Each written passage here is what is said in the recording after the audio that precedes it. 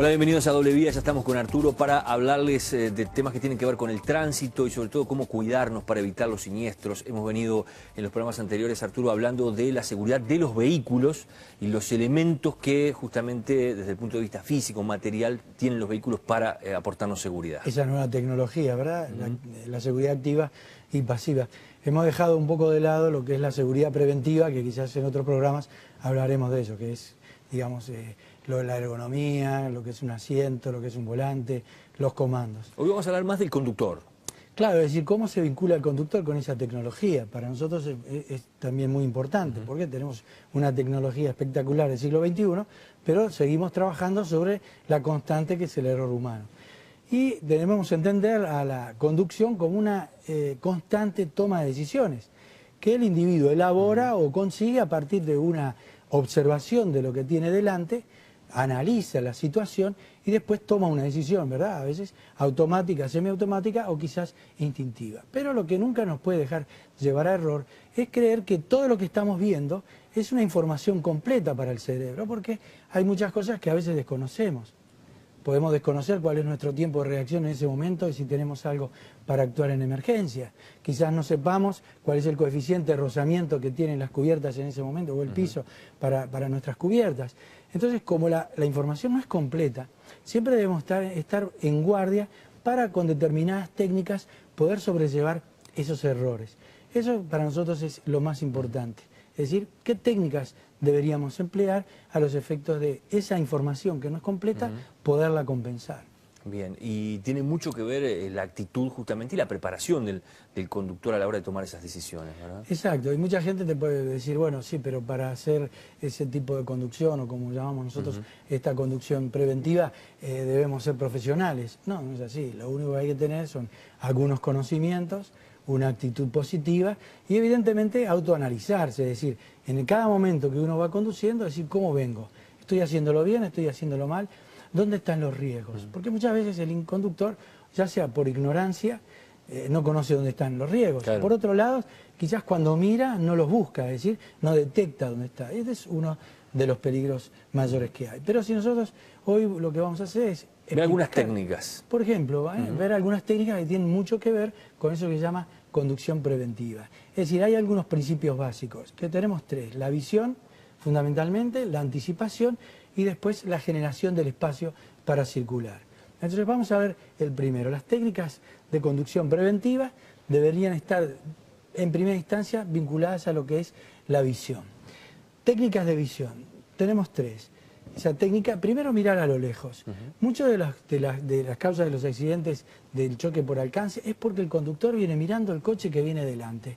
Viene inoptizado, mirando la cola del que viene adelante y no sabe mirar a lo lejos. La técnica es siempre tratar de mirar lo más lejos que viene más adelante, un poco más adelante. Exactamente, porque el que va delante tuyo no va a frenar quizás sin motivo aparente o quizás porque tenga algo adelante que pueda frenar. Bueno, entonces yo quiero saber qué es lo que tiene delante y miro lo más lejos posible. Esa es la primera. La segunda que tenemos como información es mirar a los costados. Nosotros naturalmente tenemos una visión periférica. Pero nosotros cuando vemos en nuestros costados, en los laterales, algo, lo que hace la vista es detectarlo. Pero por ahí el cerebro en ese tiempo que lo va detectando no lo analiza. Por lo general se toma científicamente comprobado que son unos 3 segundos hasta que el cerebro toma contacto con la situación y te la devuelve. Y yo ahora que hablo de esto, de la velocidad en que puede analizar el cerebro, es decir, tendríamos que ver que nosotros naturalmente nuestra vista está acostumbrada por una velocidad que nos dotó la naturaleza, es decir, entre 4 y 5 kilómetros por hora. Quizás un corredor, alguien que se dedique al deporte, al atletismo, en su mejor promedio pueda llegar a 40 kilómetros o más. Por eso que el tema de la visión es complicado cuando lo combinamos con alta velocidad. Entonces esa de la visión periférica más mirar hacia lo lejos es un factor realmente decisorio. Y la otra, mirar por los espejos retrovisores. Es decir, no podemos no tener en cuenta qué pasa detrás. La dinámica del tránsito está en constante cambio y dentro de la zona urbana y en carretera a grandes promedios de velocidad deberíamos mirar cada 5 segundos los espejos y estar en condiciones de saber qué es lo que pasa todo alrededor. Pero para esto también trajimos hoy un video que vamos a mostrar para ver cómo es la observación del conductor, cuál es la técnica fundamental para aquel que tiene cierta experiencia ya de manejo. Lo vemos. Vamos a ver. Cuando el vehículo que conducimos avanza a cierta velocidad, aunque no seamos conscientes de ello, debemos tomar decisiones acertadas en fracciones de segundo, mientras las cosas parecen venir hacia nosotros de forma vertiginosa. En un solo kilómetro hacemos infinidad de movimientos con el volante. Esto significa que en un largo viaje tomamos muchas decisiones que tienen que ver con frenar, acelerar, adelantar, etc. Toda esta información que reciben nuestros sentidos llega a nuestro cerebro, que al igual que un ordenador, procesa y a una velocidad increíble nos dice qué reacción adoptar en cada caso. Aunque la rutina nos impide observarlo, son estas órdenes del cerebro las que determinan los grados que giramos el volante en una curva o la presión justa que hay que aplicar al pedal del freno y los segundos que ha de durar esta presión. El conductor poco experto no llega a completar este análisis porque su visión se limita a lo que tiene más cerca en una distancia muy reducida. Mientras el conductor inexperto fija su atención en un solo objeto próximo, el experto mantiene su atención en todo lo que le rodea, sin detener su mirada en una sola cosa.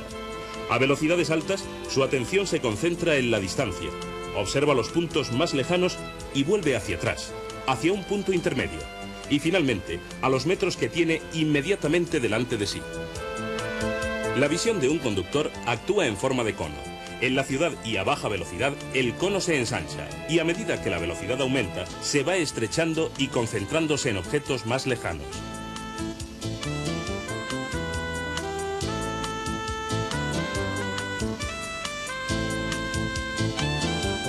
Calcule lo que hay 30 o 60 segundos delante de usted. No hay obstáculos sobre la carretera. Mire inmediatamente delante de su coche. Esto le dará idea de la velocidad, control y posición. Observe las cunetas. Una mirada al retrovisor interior. A intervalos, compruebe el retrovisor exterior por seguridad.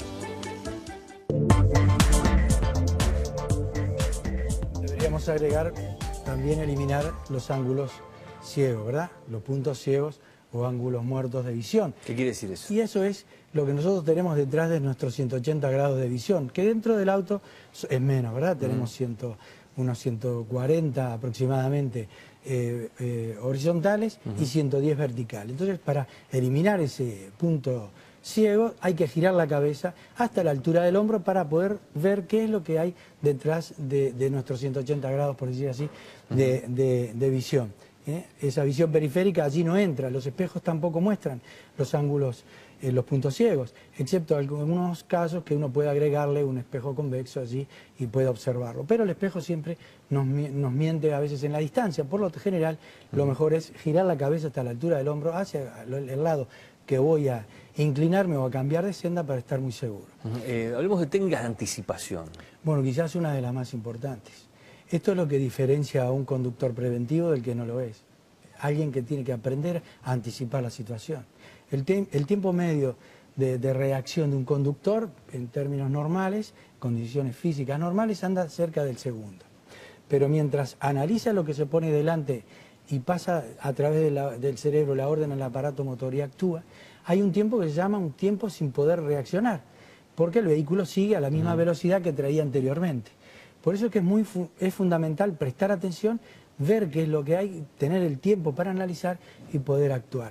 Esas técnicas o ese tiempo de reacción que tenemos dentro del segundo, hay algunas variables que pueden hacer que lo podamos reducir. Vamos a ver algunas de ellas, por ejemplo. Las técnicas de anticipación, la primera fundamental es procesar la información. Es decir, si yo vengo circulando por una vía y me acerco a una esquina, poder anticipar el posible error del otro que no respete una señal, un cartel de pare. Que no respete la preferencia y se mande nomás. O que un peatón se pueda tirar o alguien gire de manera imprevista. Es decir, yo tengo que procesar dónde tengo el riesgo y focalizarlo. Lo segundo es adaptar la velocidad a las circunstancias. Es decir, yo no voy a necesitar, además de mi tiempo de reacción, un tiempo de detención, después de que aplico el pie sobre el freno. Entonces, acá lo aconsejado es siempre, si yo quiero acortar ese tiempo de frenada, frente al riesgo, lo deberíamos poner el pie frente al freno y ver si podemos ganarnos un tiempo de reacción. Poner el pie frente al freno equivaldría a traer el tiempo de reacción casi en un tercio. Es decir, que estamos ganándonos una cantidad de metros de detención que son fundamentales para esto. Y lo otro es estar preparado para actuar. Si yo ya tengo el pie en el freno, lo que hago es asimilar y actuar. Es decir, no tengo ese tiempo muerto de separar el pie del acelerador y llevarlo al freno. No quiere decir que adaptar la velocidad soluciona todo. Por lo tanto, la idea es estar preparado para actuar, para poder hacerlo rápidamente. Y vamos a mostrar una gráfica donde nosotros con el pie en el freno o sin el pie en el freno vamos a ver la diferencia que existe en metros que pueden jugar a favor o en contra para el conductor. Por ejemplo, si nosotros venimos a 50 km por hora, estamos recorriendo casi 14 metros por segundo. Con el pie en el freno, si queremos hacer una frenada, vamos a hacerlo en 5 metros. Nos vamos a ganar 9 metros. 9 metros. Si lo venimos a 80 km por hora, son 22 metros. Con el pie en el freno lo logramos hacer en 7 metros, nos ahorramos 15. Si tú quieres hacer una fórmula matemática muy simple, podría decir, bueno, si yo vengo a 50 por hora, te saco la última cifra, a la cifra de velocidad que tengas en el velocímetro, y lo elevás, esa que te queda, por ejemplo 5, la elevamos al cuadrado. Por lo tanto, 5 por 5, 25. Esos serían los metros que tenemos para frenar. Si venimos a 80 por hora, le sacamos el 0, queda 8. 8 elevado al cuadrado, 64. Esos son los metros que vamos a necesitar para tener una detención total. Si venimos a 120 km por hora, son 33 metros, 11 metros con el pie en el freno y 22 metros de distancia ganada. Y siempre hay que saber que se aumenta mucho más la distancia de frenada que necesito que la velocidad que impongo. Por lo tanto, esto es un elemento fundamental, el tiempo de reacción en función de tener o no el pedal en el freno. Y la última técnica de la que vamos a hablar es la de gestión del espacio. Esto tiene mucho que ver con la distancia longitudinal y con las distancias laterales. La longitudinal es una de las más importantes, también las laterales si queremos apartarnos de la senda. Esto ya lo hemos hablado en algunos casos y es siempre la mitad en metros de la velocidad que venimos, con pavimento seco. Si es con pavimento resbaladizo, evidentemente que puede llegar a ser hasta un 40% mayor la distancia que necesite para detener totalmente el vehículo. Arturo, gracias. Un gusto, José. Nos reencontramos la semana que viene aquí en Doble Vía.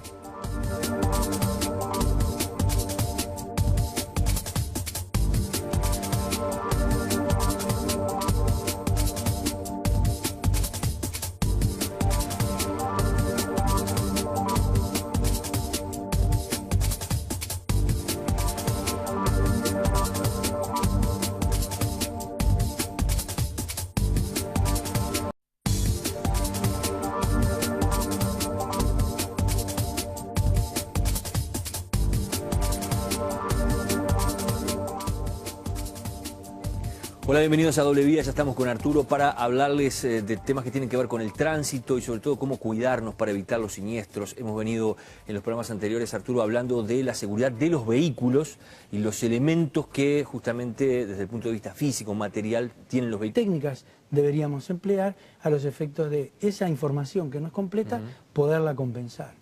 Bien, y tiene mucho que ver la actitud justamente y la preparación del conductor a la hora de tomar esas decisiones, ¿verdad? Exacto, y mucha gente te puede decir, bueno, sí, pero para hacer ese tipo de conducción, o como llamamos nosotros, esta conducción preventiva, debemos ser profesionales. No, no es así, lo único que hay que tener son algunos conocimientos, una actitud positiva y evidentemente para aportarnos seguridad. Esa nueva tecnología, ¿verdad? La seguridad activa y pasiva. Hemos dejado un poco de lado lo que es la seguridad preventiva, que quizás en otros programas hablaremos de eso, que es, digamos, lo de la ergonomía, lo que es un asiento, lo que es un volante, los comandos. Hoy vamos a hablar más del conductor. Claro, es decir, cómo se vincula el conductor con esa tecnología. Para nosotros es también muy importante, porque tenemos una tecnología espectacular del siglo XXI, pero seguimos trabajando sobre la constante que es el error humano. Y debemos entender a la conducción como una constante toma de decisiones, que el individuo elabora o consigue a partir de una observación de lo que tiene delante, analiza la situación y después toma una decisión, ¿verdad? A veces automática, semiautomática o quizás instintiva. Pero lo que nunca nos puede dejar llevar a error es creer que todo lo que estamos viendo es una información completa para el cerebro, porque hay muchas cosas que a veces desconocemos. podemos desconocer cuál es nuestro tiempo de reacción en ese momento y si tenemos algo para actuar en emergencia. Quizás no sepamos cuál es el coeficiente de rozamiento que tienen las cubiertas en ese momento o el piso para nuestras cubiertas. Entonces, como la información no es completa, siempre debemos estar en guardia para con determinadas técnicas poder sobrellevar esos errores. Eso para nosotros es lo más importante. Es decir, ¿qué